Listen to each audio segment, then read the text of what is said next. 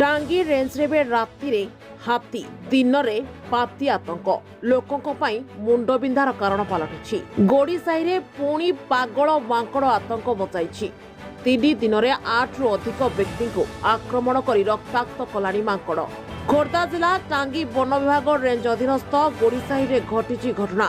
गोड़ीसाही रघु बेहेरा बयस 24 वर्ष मांकड़ आक्रमण में गुरुतर होती डाहाण गोड़ को कामुड़ी रक्ताक्त करिछि मांकड़। रघु बेहेरा सकाळु सकाळु नदी को गाधोइबाकु जाउथा बेले हठात आसी आक्रमण करिथिला मांकड़। रघु तले पड़िजिबारु मांकड़ तांको आक्रमण करि रक्ताक्त करिथिला। प्रथमे टांगी मेडिकल ले भर्ती करा जायछि, परे अधिक चिकित्सा पई सदर मेडिकल खोर्धा को स्थानांतरित करा जायछि। तेबे एने लोके टांगी वन विभाग बारंबार जणाइथिले मध्य वन विभाग कर्णपात करनथिबा लोके अभियोग करिसेंति।